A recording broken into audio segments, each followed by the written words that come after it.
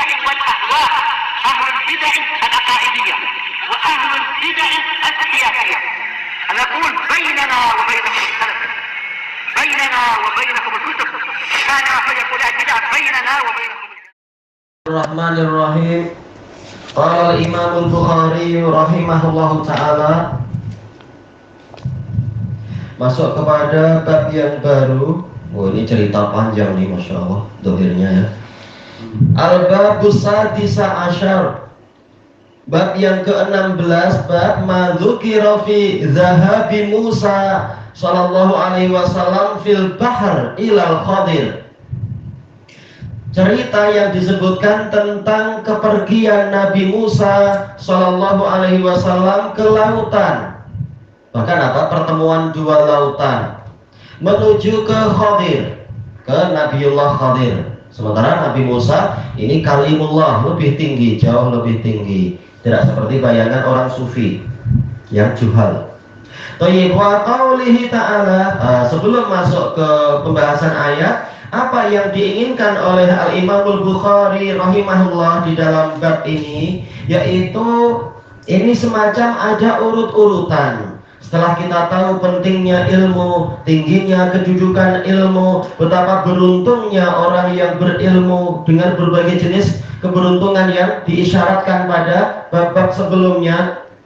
Berarti sekarang Imam Al-Bukhari memberikan semangat untuk kita mengadakan rihlah, melakukan perjalanan menuntut ilmu. Baik, kita siapa? Nabi Musa saja yang mendapatkan Taurat, yang diajak bicara langsung oleh Allah, tapi begitu diberitahu oleh Allah ada seorang hamba yang diberi ilmu yang khusus yang tidak engkau miliki, beliau bersungguh-sungguh melakukan perjalanan yang jauh, tidak menyombongkan diri dengan posisi yang tinggi itu lalu berhenti belajar. Nah, ini isyarat kelanjutan dari bab sebelumnya. Bab sebelumnya Umar mengatakan tafaqqahu qabla an tusawwadu. Belajarlah kalian sebelum kalian itu diangkat sebagai pemimpin. Kenapa? Kalau sudah jadi pemimpin biasanya orang jadi malu untuk belajar, terutama bergabung dengan rakyat jelata dan sebagainya. Kemudian apakah ucapan Umar tadi ada mafhum mukhalafah, mafhum ghayah?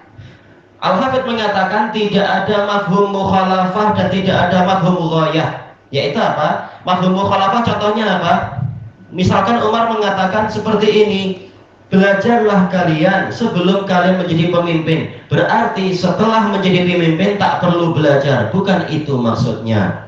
Kalau mafhum ghayah yaitu belajarlah kalian sebelum menjadi pemimpin. Berarti setelah menjadi pemimpin masa belajar selesai. Bukan itu. Itu contoh mafhum mukhalafah dan mafhum ghayah. Tapi kata Al-Hafidz dalam Fathul Bari, nasihat Umar tadi tidak ada mafhumnya, tetapi itu sekedar mengingatkan apa yang sering terjadi. Biasanya orang-orang kalau sudah jadi pemimpin malas belajar dan sombong, tak mau belajar kepada orang-orang yang dianggap lebih rendah, atau duduk sama rendah, berdiri sama tinggi dengan rakyat jelata di hadapan seorang guru. Biasanya sudah malas. Baik, makanya Umar mengingatkan, sebelum kalian mengalami musibah seperti itu, belajarlah sekarang. Nanti kalau sudah jadi pemimpin, ya teruskan belajar, cari kesempatan untuk belajar.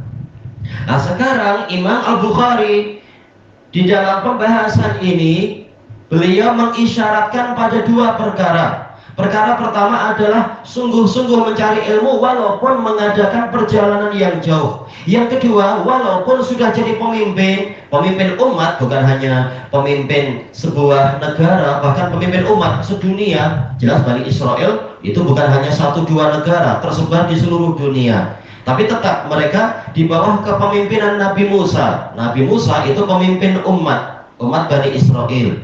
Masa itu kalau sekarang ya Nabi Muhammad SAW sampai hari kiamat.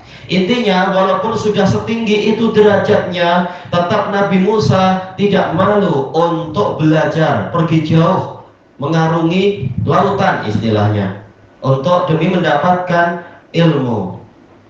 Nah, bagaimana dengan kita? Maka jangan sia-siakan kesempatan. Kita ilmu belum seberapa, teruslah belajar. Insya Allah akan mendapatkan keutamaan. Baik. Kemudian disebutkan di sini fil bahar, di lautan. Kenapa disebutkan secara khusus? Menunjukkan perjalanan itu bukan hanya terbatasi, terbantuk pada di daratan. Walaupun melewati lautan, laksanakan itu. Demi apa? Ilmu, demi mendapatkan ilmu. Tayyib, innal ajr ala qadri nasabi wan nafaqah. Sesungguhnya pahala itu sesuai dengan kadar keletihan dan kadar duit yang dihabiskan. Tayyib. Kita lihat nanti kalau ada waktu yang sesuai, kita akan cerita tentang ini dan itu terkait dengan masalah ini, rihlah.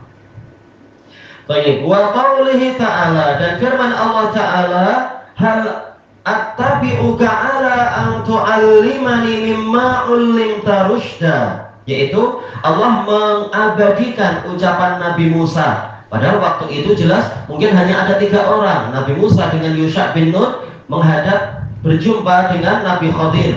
Tapi ternyata ucapan tadi tatkala dibangun di atas keikhlasan dan kejujuran, Allah abadikan sampai seluruh dunia membaca ayat ini sampai hari kiamat.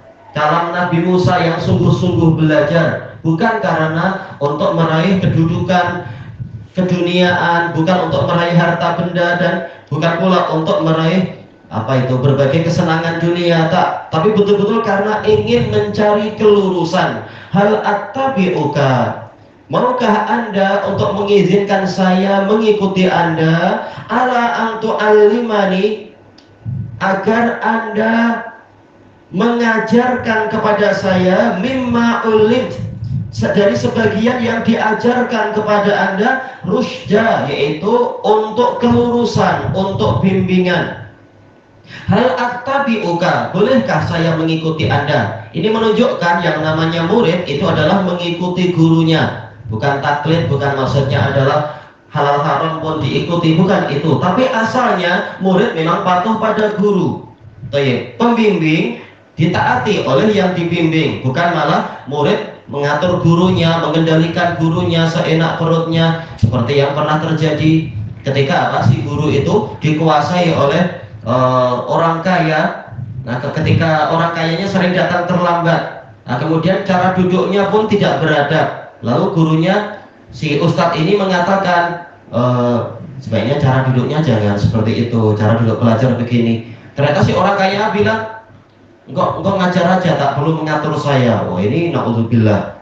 Baik, tatkala dia sudah kaya, lalu dia yang membiayai, akhirnya dia jadi sombong kepada pengajarnya. Tak boleh seperti itu. Diingatkan dengan cara yang benar dan isinya benar, diterima. Jangan membanggakan kekayaan. Baik. Intinya asal murid adalah mengikuti. Nabi Musa saja walaupun derajatnya lebih tinggi, tapi sekarang status beliau ingin mengambil ilmu kepada Nabi Khadir. Maka bukan Nabi Khadir yang dipanggil, tapi beliau yang datang.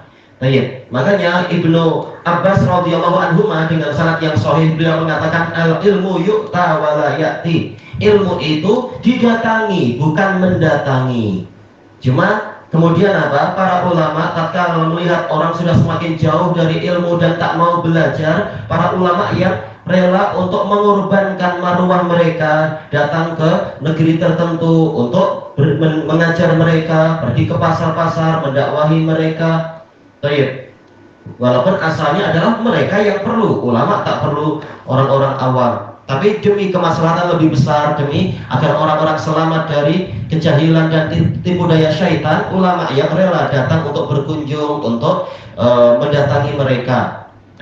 Wajib rakyat dan masyarakat untuk tahu bersyukur kalau ulamanya sampai datang, bukan kita yang pergi jauh. Nabi Musa rela pergi jauh. Baik, disebutkan di sini mimma ulimta rusyda, dari kelurusan yang diajarkan kepada Anda. Jadi maf'ul bihnya paling akhir, antu alimani rusyda mimma ulimt, yaitu agar Anda mengajarkan kepada saya kelurusan dari sebagian yang diajarkan kepada Anda. Jadi Nabi Khadir tidak membuat ajaran sendiri, tidak membuat pemikiran sendiri. Beliau diajari oleh Allah Ta'ala. Atainahu min ladunna ilma. Kami berikan kepadanya ilmu dari kami. Kalau Nabi saja yang maksum, yang ilmunya setinggi itu saja diberi oleh Allah, bukan membuat sendiri. Bagaimana dengan kita berani membuat bid'ah, membuat ajaran sendiri? Ini tak layak. Agama itu diambil dari Allah Ta'ala, bukan dari membuat sendiri. Makanya Nabi Musa minta diberi ilmu, bukan membuat ajaran sendiri. Dan beliau juga menyebutkan Nabi Khadir sendiri diberi ilmu oleh Allah, bukan membuat ajaran sendiri. Dan tujuan ilmu adalah untuk menghasilkan ar-rusyd, yaitu kelurusan. Huda itu ilmu yang bermanfaat. Ar-rusyd itu adalah amal soleh. Jadi ar-rusyd itu adalah ilmu yang kemudian membuahkan amal soleh, pengetahuan yang menghasilkan pengamalan. Itulah ar-rusyd. Lawannya adalah al-ghai, yaitu kesesatan. Kesesatan setelah tahu ilmu. Tayyib. Dan ini kata para ulama menunjukkan ketika hendak belajar itu minta izin lebih dulu kepada si guru tersebut. Bolehkah saya ikut di majelis ini? Bolehkah demikian? Nah, kalau diizinkan datang. Bukan berarti begitu ada majelis tak boleh duduk, tapi kemudian kalau ingin apa istilahnya, mulazamah terus menerus datang, memperkenalkan diri dan memberitahu tujuannya dan seterusnya. Tayyib. Qala Imamul Bukhari rahimahullah al-haditsur rabi'u was-sab'un. Hadis yang ke-74. Haddatsana Muhammad ibn Hurair Az-Zuhri qala haddatsana Ya'qub ibn Ibrahim qala haddatsani Abi an Shalih an Ibn Shihab haddasa. Karena ini hadisnya panjang, kita bahas sanadnya dulu aja, insyaallah baru nanti masuk ke hadisnya. Beliau menyampaikan hadis anna Ubaidullah ibna Abdullah akhbarah, mengabarkan kepada Ibnu Syihab an Ibni Abbas, dari Ibnu Abbas. Tayyib. Kita lihat yang pertama dulu, Muhammad ibnu Hurair. Ini beliau adalah yaitu Muhammad bin Abdurrahman. Hurair ini sekedar apa? Laqab, julukannya. Sebenarnya nama ayahnya adalah Abdurrahman. Nah, beliau Abu Abdullah Muhammad ibnu Hurair Az-Zuhri Al-Madani Saduq. Dan beliau masih keturunan dari Abdurrahman bin Auf dari Bani Zuhrah, sahabat yang dijamin 10 masuk surga itu. Di antaranya adalah Abdurrahman bin Auf. Ini termasuk dari keturunan beliau, keturunan Abdurrahman bin Auf. Tapi bukan Abdurrahman ayahnya adalah Abdurrahman bin Auf, tak. Ini level di atas lagi nanti. Kemudian qala haddatsana Ya'qub ibnu Ibrahim. Ya'qub ibnu Ibrahim ibni Sa'ad. Ini juga keturunan Abdurrahman bin Auf, tapi mungkin apa dari jalur pakcik atau apa. Kalau dilihat dari Muhammad bin Hurair, bukan langsung ayah atau datuk. Semuanya masih dari keturunan Abdurrahman bin Auf, tapi level pakcik. Ini adalah Abu Yusuf Ya'qub bin Ibrahim bin Sa'ad, Abu Yusuf Al-Madani Az-Zuhri, siqatun katsirul hadis. Qala haddatsani abi, ayah saya, beliau adalah Abu Ya'qub, Abu Ishaq, ya. Kalau tadi Ya'qub bin Ibrahim, ini Abu Yusuf. Ayahnya yaitu siapa? Ibrahim bin Sa'ad, ini Abu Ishaq Az-Zuhri Al-Madani, masih keturunan Abdurrahman bin Auf juga. An Shalih, nah, kalau ini tidak asing, sudah sering terulang. Ini Shalih dari Ibnu Syihab. Ibnu Syihab berarti apa? Beliau adalah Shalih bin Kaisan Abul Hasan. Abul Hasan ya, kalau tak salah, anak terlupakan. Nah, yaitu apa? Shalih bin Kaisan Al-Madani, sifatun min asbatin nas fi Zuhri, termasuk orang yang terkuat belajar pada Zuhri. Padahal Shalih bin Kaisan ini lebih tua dari Zuhri dan beliau tabi'in, jumpa sebagian sahabat. Assalamualaikum. Jadi level beliau ini sedikit lebih tinggi dari Zuhri. Sementara Zuhri ini hanya menjumpai 1 atau 2 sahabat saja. Shalih bin Kaisan lebih banyak, tapi Shalih bin Kaisan rela belajar kepada Az-Zuhri. Baik.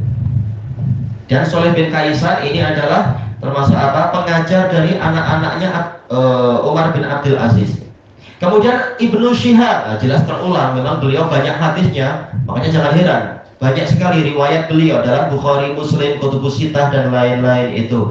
Beliau adalah Abu Bakar Muhammad bin Muslim bin Abdullah bin Ubaidillah Ibnu Syihab Az-Zuhri, imamun bila mudafa'ah, Al-Madani Asy-Syami. Jadi beliau Madani juga sekaligus Syami. Jadi yang banyak ditazkiyah oleh Umar bin Abdul Aziz juga. Haddas, beliau menyampaikan hadis anna Ubaidullah bin Abdullah. Nah, ini juga terulang kan sanad ini. Shalih bin Kaisan dari Ibnu Syihab, dari Ubaidullah bin Abdullah, dari Ibnu Abbas. Di antaranya apa dulu? Hadis-hadis terakhir dari kitab Badi'il Wahyi tentang cerita siapa itu Abu Sufyan yang berjumpa dengan Heraklius. Di antara sanadnya adalah ini.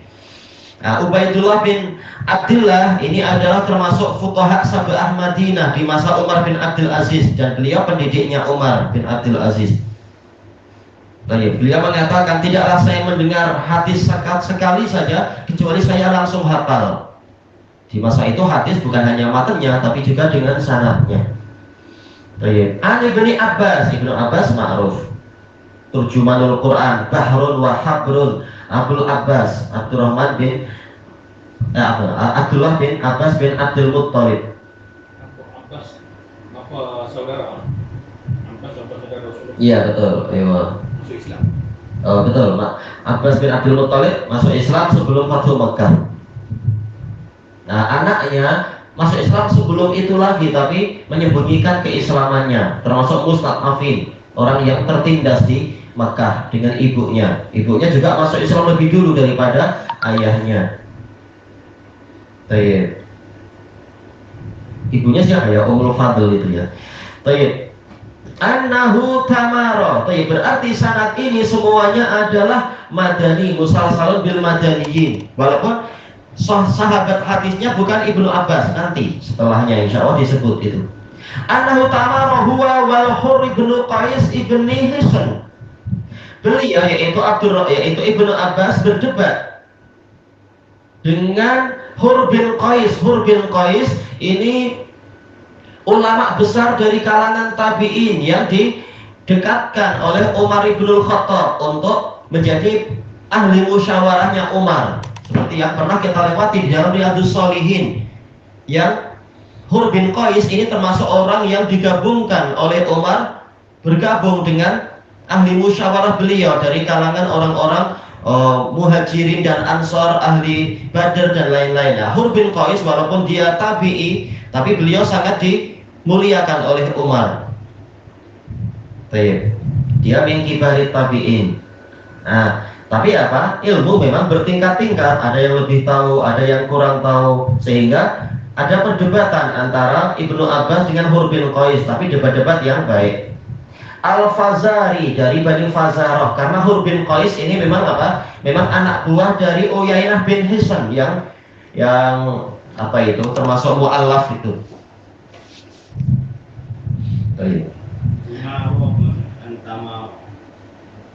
Annahu tamaro, berdebat, miryah. Iya, miryah salah satu maknanya adalah perdebatan.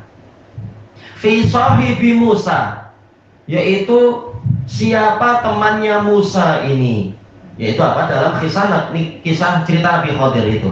Qala Ibnu Abbas huwa Khadir, beliau adalah Khadir.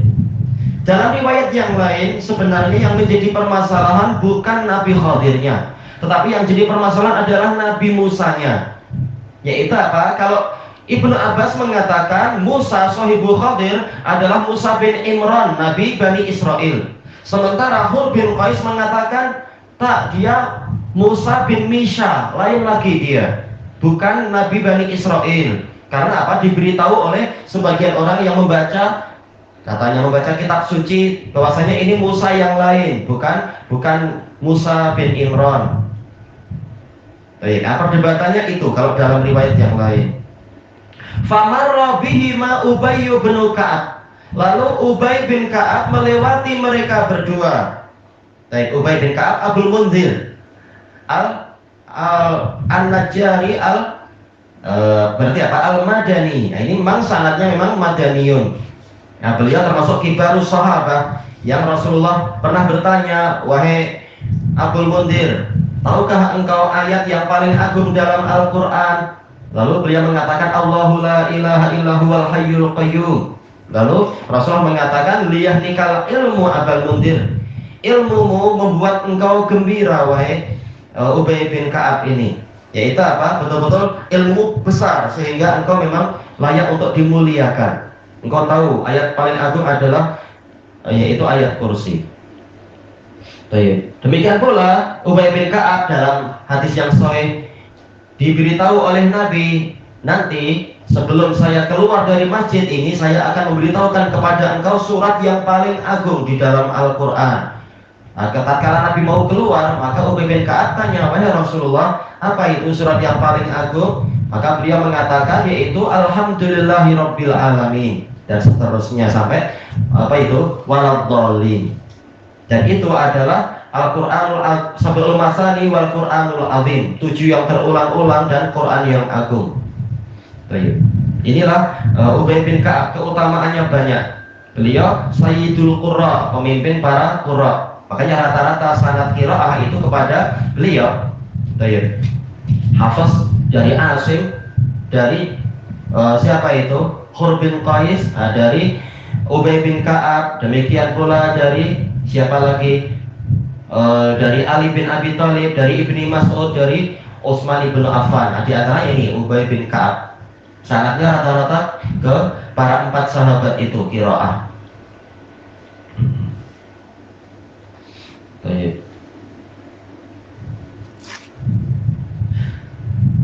Kemudian Fada'ahu Ibnu Abbas. Lalu Ibnu Abbas memanggil Ubay bin Ka'ab, walaupun jaraknya jelas sangat jauh, jarak usianya Ubay bin Ka'ab dengan Ibnu Abbas. Ibnu Abbas lebih muda. Tapi Ubay bin Ka'ab memang beliau tawadhu, beliau mau dipanggil oleh anak yang lebih muda. Nah, pernah suatu ketika Ubay bin Ka'ab, dan sanadnya sahih, beliau naik unta kalau tak salah, atau keledai saya lupa. Ibnu Abbas ya membawa tali kekang Ubay bin Ka'ab itu, tali kekang kendaraannya. Lalu Ubay bin Ka'ab mengatakan, wahai anak buah Rasulullah, tinggalkan kendaraan saya ini, yaitu tak perlu Anda menuntunnya. Maka Ibnu Abbas mengatakan, demikianlah kami diperintahkan untuk memuliakan para ulama kami. Lalu Ubay bin Ka'ab turun, kemudian mengatakan, bawa kemari tanganmu. Nah, lalu Ibnu Abbas mengulurkan tangannya, kemudian dicium oleh Ubay bin Ka'ab. Ubay bin Ka'ab mengatakan, demikianlah kami diperintahkan untuk memuliakan keluarga dari Nabi kami. Intinya mereka saling menghormati. Tayyib fatal, inni tamaraitu ana wa sahibi hada. Ibnu Abbas menyebutkan ceritanya. Sesungguhnya saya berdebat dengan teman saya ini fi sahibi Musa, tentang teman Musa, teman dalam cerita itu. Alladzi sa'ala Musa sabila ila luqiyih, yang mana Musa memohon kepada Allah petunjuk jalan untuk menjumpainya itu.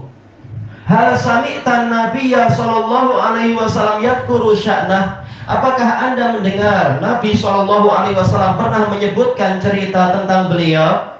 Karena Ibnu Abbas memang hanya belajar ke Nabi tak lama, mungkin sekitar berapa itu, 2 tahunan, sejak Fathu Mekah sampai Nabi wafat. Fathu Mekah tahun 8 Hijriah, Nabi wafat di awal-awal tahun 11. Sementara Ubay bin Ka'ab memang termasuk sabiqunal awwalun minal ansor, makanya hadisnya lebih banyak, kemungkinan besar. Tetapi Ibnu Abbas, kenapa dalam periwayatan beliau lebih banyak? Beliau belajar lebih banyak, menukilkan dari para sahabat yang lain. Tapi kalau langsung ke Nabi, jelas Ubay bin Ka'ab lebih banyak. Nah, sekarang beliau bertanya, apakah Anda pernah mendengar Nabi menyebutkan tentang cerita itu? Qala na'am sami'tu Rasulullah sallallahu alaihi wasallam yaqul. Maka Ubay bin Ka'ab mengatakan, ya, saya mendengar Rasulullah sallallahu alaihi wasallam bersabda, bainama Musa fi mala'in min Bani Israel. Suatu ketika Musa sedang di tengah-tengah para bangsawan dari Bani Israel. Mala itu ashraful qaum, yaitu orang paling mulia di kaumnya, yaitu para bangsawannya. Baik. dari kalangan Bani Israel, ja'ahu rajul, lalu datang seseorang. Dalam riwayat yang lain, Nabi Musa sedang berceramah, menyampaikan ilmu-ilmu kepada Bani Israel. Lalu ada seorang lelaki Bani Israel mengatakan, hal ta'lamu ahadan a'lama mik? Apakah Anda tahu ada seseorang yang lebih berilmu daripada Anda? Ini memang tak ada Bani Israel. Bayangkan kita sebagai cikgu cerita-cerita, tahu-tahu murid bilang, Anda pernah tengok tak orang yang lebih berilmu dari Anda? Jelas menyakiti hati itu Bani Israel. Iya. Sementara Nabi Musa, beliau berijtihad. Kalau beliau mengatakan ada aja yang lebih tahu, mungkin dengan karakternya Bani Israel mereka akan bubar itu, cari orang lain lah yang lebih berilmu itu. Nah, Nabi Musa berijtihad, mengatakan apa? Lah, Nabi Musa mengatakan tidak. Saya tidak tahu ada orang yang lebih berilmu daripada saya. Ijtihad, bukan maksudnya Nabi Musa menyombongkan diri. Tak mungkin Nabi Musa itu berbuat seperti itu. Tapi kita baik sangka beliau berijtihad karena pertanyaan jahat dari Bani Israel itu. Salah satu daripada Rasul ini sidik.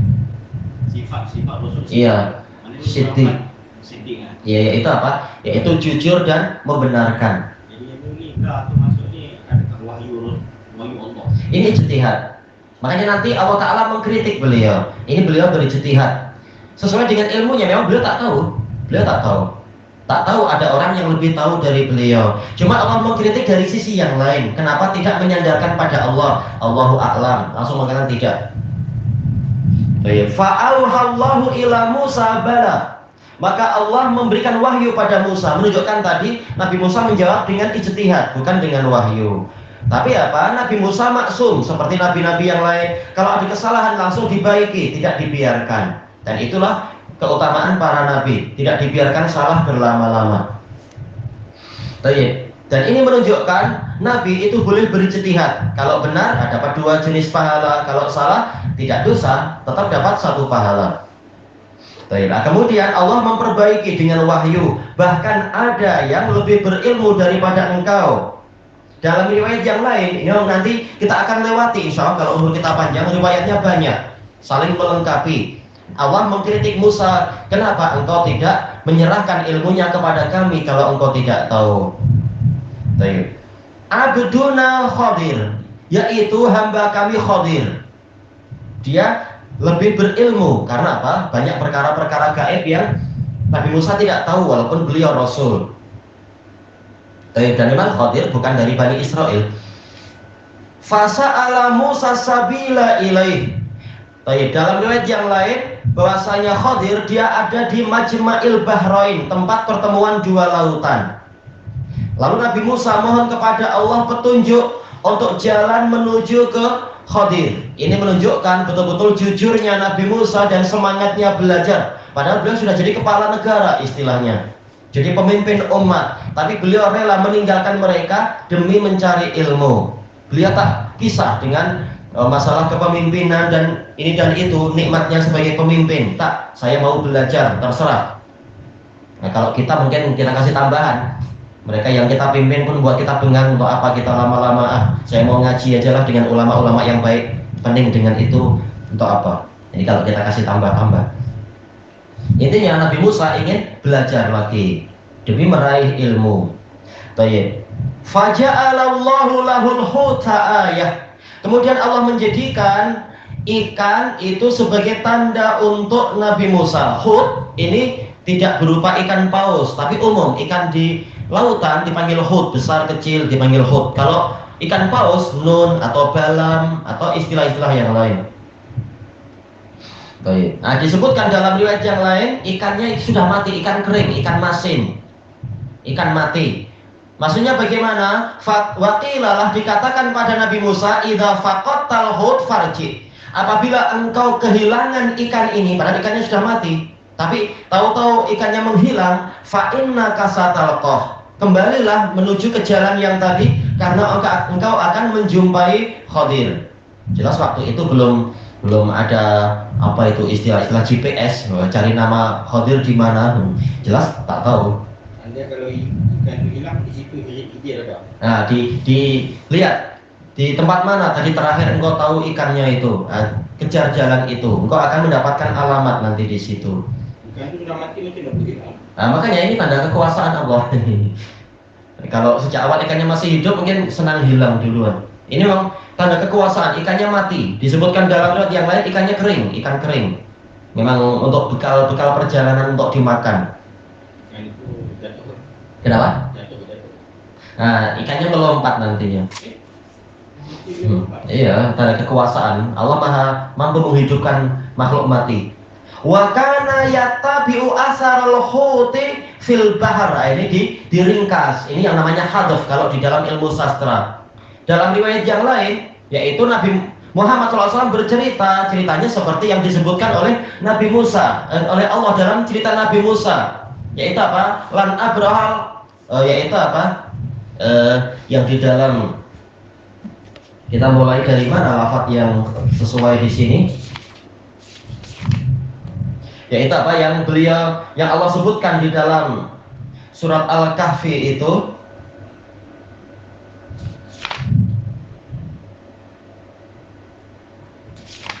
yaitu ucapan dari Nabi Musa, yaitu la abrahu hatta ablugha majma'al bahrain. Saya akan terus berjalan sehingga saya mencapai tempat pertemuan dua lautan, au amdiya huquba, atau saya terus berjalan berabad-abad. Memang masa itu umur manusia panjang. Huqub itu adalah 100 tahun, ada yang mengatakan 80 tahun. Jadi Nabi Musa siap, walaupun sampai beratus-ratus tahun dia siap mencari. Yang penting dia mendapatkan ilmu. Ini tekad yang hebat, memang ulul azmi. Baik. Nah, kemudian dalam riwayat yang lain Nabi menyebutkan cerita itu. Iya. Falamma balagha majma'a bainihima nasiyahu tahuma. Tatkala mereka berdua sudah mencapai pertemuan dua lautan, mereka berdua lupa pada ikan itu. Mungkin apa? Lihat tanda keajaiban pertemuan dua lautan di situ. Mereka lupa ikannya itu. Fattakhadha sabilahu fil bahri saroba. Ikannya itu mengambil jalan yang sangat jauh di lautan saroba, yaitu bagikan fata morgana, tahu-tahu sudah lari jauh, sudah berenang sangat jauh. Hidup balik. Iya, hidup. Nah, kelanjutannya di masa hadapan insya Allah. Ini sudah setengah jam. Insya Allah sikit-sikit kita ikuti perjalanannya itu. Subhanakallahumma wa bihamdika la ilaha illa anta astaghfiruka wa atubu ilaik. Walhamdulillahirabbil alamin. Jazakumullahu khairan.